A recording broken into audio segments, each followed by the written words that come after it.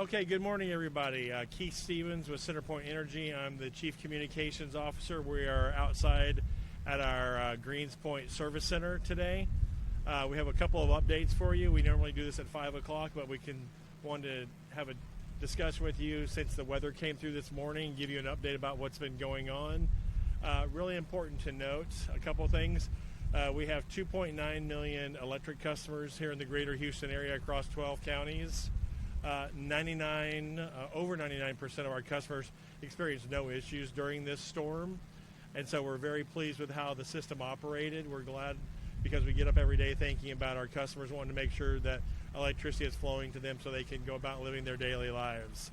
Another important reminder about CenterPoint Energy, and that is the fact that we are the poles and wires company that transports electricity to your home. So we don't own power plants. We don't generate any power. We transmit it across our lines, the big towers and the wooden poles in your neighborhood, and then it's delivered to you by a retail electric provider. So that's the role that we play in Texas in delivering electricity. We deliver it. We don't generate it. We don't bill you. We're the folks in between that make it arrive at your home. So we're going to have a quick update today from Lena Jakowski, our lead meteorologist, and then Nathan Brunell, our VP of Electric Resiliency. He's going to give you an update about the system. Happy to answer a few questions, and then if not, we'll go ahead and wrap up for the day. We appreciate this. We'll have our final daily operating update at 5 o'clock today, perhaps 4:30. We're trying to determine the time right now, and we will get back to you soon. So with that, Lena, I'm going to turn it over to you. Thanks, Keith. It's a pleasure to be here with you today, providing an additional update. We saw several favorable changes in the system over the course of the week as we've been monitoring it that led to more favorable outcomes, of course, for the city of Houston. The storm initially taking a more northern track led to less potential for ice, and then with an earlier onset of precipitation in the overnight hours, it ended up leading to more plain rain with some sleet mixing in and less frozen accumulation. We did still see some trace amounts across our north and west footprint as anticipated, but as mentioned, that led to a favorable outcome. In fact, as much as 2 to 4 inches of rain fell across the area as measured across our weather sensor network, and a very much welcomed rain, especially as we head into spring wildfire season. So as we make our way through the course of the day, as you can see, it is still windy. We'll experience wind gusts of about 20 to 30 miles an hour. We do still have dangerous cold in place. Temperatures likely still to the north and west won't be rising above freezing today. And as such, we are starting to see reports coming in from Transtar of ice on roadways, in addition to the potential that some of these roadways will be closed. So we do urge you to still heed the advice of local officials to please stay home unless absolutely necessary. Just because no more precipitation is expected to fall does not mean that conditions won't necessarily be dangerous. As we make our way through the course of the next few nights, we are still expecting a hard freeze overnight tonight with temperatures in the upper teens and 20s across our footprint, and the potential for that to happen again overnight as we head into Tuesday. So we do still have cold air in place, and we should start to see significant improvements by the time we get to Tuesday afternoon, with temperatures warming into the 40s. Small improvements by tomorrow afternoon, warming into the 30s with more sunshine than we should see today. We urge you to continue to stay home, though, and stay safe and stay warm, and we'll continue to guide our crews through the remainder of the event as needed as we make our way through the next few days. Thank you. Nathan. Thanks, Lena. So my name is Nathan Brownell, and I lead our resiliency team here for CenterPoint Energy, and wanted to provide an update on our restoration efforts. As we discussed, we had 3,300 resources here pre-stationed across the city of Houston. Immediately as the weather started moving in, crews began to move out to inspect the potential damage and make restoration efforts. And so things that we're starting to see across the city is something that we talked about as potential risks. So we're seeing ice damage from limbs falling down on our lines, hazardous road conditions where people striking our poles. But overall, it's the system has been performing as expected. So as Keith had mentioned, we've experienced 99% of our customers have kept their power. We're really focused on around the 2,000 customers without power. So our commitment is on those customers. We have crews assigned. We're planning to have those customers back on here today. And so we're continuing to collaborate with utilities across the United States on the winter storm that's impacting the United States. We're having discussions on the resources and how we can support one another we'll share more about that this evening, but today we're laser focused on the customer without power and getting them on to meet their expectations. And so what to expect going forward as the hard freeze continues. We do expect more outages to come in as we have more limbs to fall on the lines, but as those come, we're committed to getting those customers back on as quick as possible. With that, I'll turn it back over to Keith. Thank you. Nathan, stay right here. So a couple reminders. So should there be an outage in your neighborhood, you might see a truck come by and keep going. You might not see a truck at all. Talk a little bit about how that restoration process works. Sure. So it's a stage approach of how we restore power. So when we see an outage, we roll a truck to identify what it is. If it's a minor damage, that truck could potentially fix that and get the customer back on. If it's a larger damage, like a broken pole, that's a bigger type of a crew. And so they will follow that up. A crew will immediately start rolling there, and we'll begin the restoration process. So you may see a truck come in, identify what it is. If they leave and the power's not back on, just know we will be back to fix that. So this is another reason why the Power Alert service is a great, useful tool for our customers.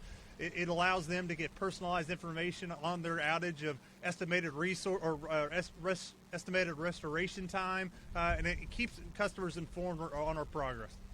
Thank you. That's a great PSA for Power Alert service. Please sign up for that.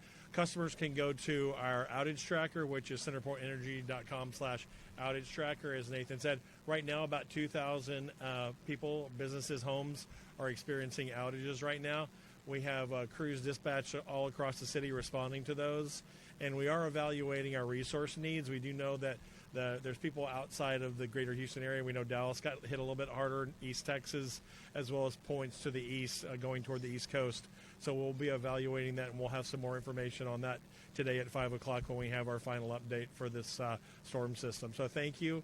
Have a great day. Please be safe. Please stay off the roads, and we'll chat with you all at 5 o'clock today. Thanks. Sure. Happy to take a few questions.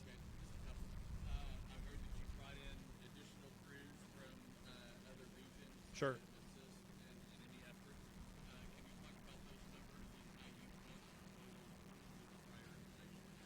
Sure, absolutely. So we brought in about 600 additional crews from 9 different states, mainly kind of up in the Great Lakes area, to help support us. We're currently evaluating. So first of all, we have an expanded workforce of 3,300 workers that's on site right now. We are evaluating where we can hopefully release some of those folks to go support other utilities in other parts of the country, further north and further east. So we have more than ample resources right now. That's why we're evaluating and likely going to have more information on that at 5 o'clock today. Over the past year and a half, CenterPoint's been hard at work with their resiliency plan, shoring up the infrastructure of your transmission lines. Have you seen any examples where those efforts have paid off in this instance? It may not be obvious, but maybe you've seen some. Sure, I'm going to let Nathan probably take that. I'd say starting off, kind of the answer is that over the course of the last year and a half, incredible work. Nathan will hit some of the numbers: 50,000 more storm resilient poles, 8,000 miles of vegetation management that we've executed. Incredible work. That all led to a savings of about 100 million less outage minutes in 2025 versus 2024. And that's all for the betterment of our customers, being there for our customers and making our communities more resilient. Nathan, I'm going to give you a little bit more time on that. Sure. Exactly what Keith has said. We've been hard at work over the last couple of years on the Greater Houston Resiliency Initiative. This is really about hardening our structures that are out there. So we've installed over 50,000 hardened poles. These are going to be wind resistant up to 132 miles an hour, but they're also beefier to be able to handle this type of weather we're seeing over this weekend. We've also trimmed 8,000 miles of high-risk vegetation that helps reduce outages. We've undergrounded 400 miles of line. We have installed over 500 automation devices that can automatically isolate faults to keep customers back on. We're building a system to be the most resilient coastal grid in the United States, and it's these types of events why we're doing it. It allows us to get be able to take a punch from extreme weather and get back up much quicker. So these are things that we're happy to do, and hopefully we can show to our customers the benefit.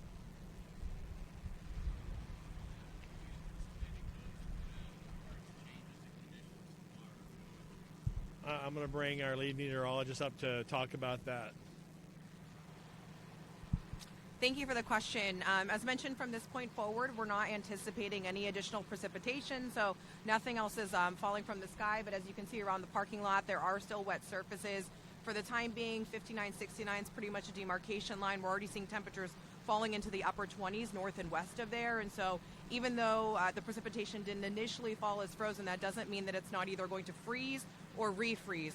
We might get some brief thawing in the afternoon hours each day. Later today, there might be some spots south and east that saw rain, and maybe they don't fall to freezing until later, so those surfaces could freeze. As we get into tomorrow morning, we are expecting teens in our northern areas, 20s in and around the city, more so upper 20s along the coastline. We could climb into the upper 30s tomorrow afternoon, get more sunshine. Today's probably going to stay cloudy, but we probably won't see significant impacts until Tuesday afternoon, because once again, as we head into Tuesday morning, we'll see teens in outlying spots, low to mid 20s across the city, and teens along the coastline. So we do have 2 nights where we will experience hard freezes in a row. We'll be back into the 40s, though, by Tuesday afternoon. Most of the rest of the days this week will be in the 40s and 50s for daytime highs. We could still see some freezing temperatures, but it'd be more so to the 32-degree mark, so not as severe as what we're seeing in the earlier part of the week. And the rest of the week should be relatively quiet. You know, one quick comment about the weather tonight and tomorrow night. So Sunday night and Monday night, we do see those hard freezes. Lena and Matt, our meteorologists, have been sharing that with our operations. We do know that extreme cold like that can take a toll on our equipment. Our equipment is designed to be on the coast, so we want it operating great when it's above 100 for 6 weeks at a whack. So we may see some areas that do have the occasional outage here and there over the next couple nights. That's why we're retaining our expanded workforce to make sure we're able to respond to that in a timely fashion. All right. Do you have another planned update coming up today, or is that tomorrow? We plan to have our final update for this kind of storm period tonight at 5 o'clock. Yep. All right. Thank you.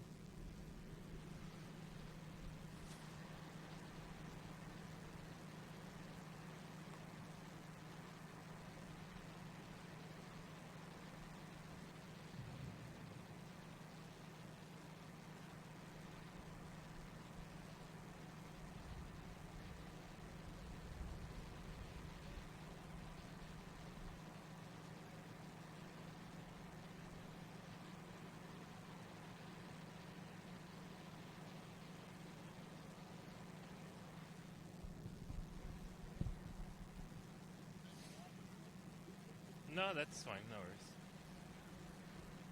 Good? Yeah? All right. Ok, mi nombre es Augusto Bernal, yo soy un vocero para CenterPoint Energy. Les podemos decir que el sistema de CenterPoint Energy, toda nuestra red eléctrica, realmente funcionó muy bien como esperábamos durante la noche. Pudimos aguantar el frío y esta lluvia, así que realmente vimos más del 99% de nuestros clientes mantuvieron electricidad. Vimos impactos mínimos por las frías temperaturas, también por la lluvia. Sin embargo, todos nuestros equipos están afuera, han respondido a todos los impactos del clima y seguiremos trabajando hasta poder restaurar el servicio eléctrico para cada uno de ellos. Estábamos preparados desde antes de la tormenta, teníamos más de 3.000 elementos básicamente estratégicamente posicionados en la ciudad para poder responder. Pudimos utilizar estos recursos para atender esos apagones que vimos. Les puedo decir que desde el sábado hemos atendido a cerca de 27.000 clientes que han podido ser restaurados. A esta hora de la tarde, domingo, tenemos alrededor de menos de 2.000 clientes aún sin electricidad. Pero como les digo, mantenemos nuestros equipos, estamos respondiendo a todos nuestros clientes que no tienen la electricidad. Y bueno, esperamos que estas temperaturas frías, congelantes, sigan entre el lunes y el martes, así que es posible que veamos algunos impactos, algunos apagones aislados alrededor del área de Houston, pero como les digo, tenemos el personal disponible para atender a cada uno de ellos.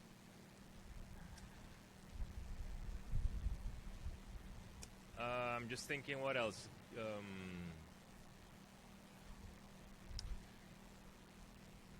Es posible que vean a nuestros equipos de trabajo en las calles, los camiones, si hay un apagón van a pasar por sus vecindarios, van a analizar cuál es el tipo de daño para poder atenderlo y restaurarlo lo más rápido posible. Así que todavía le estamos pidiendo a la comunidad que sigan los consejos de las autoridades locales, también las autoridades locales. Manténganse en casa, no salgan si no tienen que salir, no queremos que hayan percances o accidentes en las carreteras. Muy importante, quizás un vehículo puede perder control en ese hielo, puede dañar uno de nuestros postes y causar una interrupción a más personas de las que esperábamos. Así que, por favor, sigan muy pendientes a los pronósticos del tiempo, a lo que dicen las autoridades locales y estatales, y nosotros estamos coordinando muy de cerca con ellos para poder responder rápidamente a cualquier actividad que ocurra con este clima tan frío. Así que muchas gracias una vez más. Le recordamos a nuestros clientes que pueden suscribirse a nuestro servicio de PAS por sus siglas en inglés, que es básicamente una comunicación de podemos mandarles mensajes de texto, emails para informarles cualquier situación que pase con el sistema de electricidad en sus hogares. Muchas gracias. Thank you.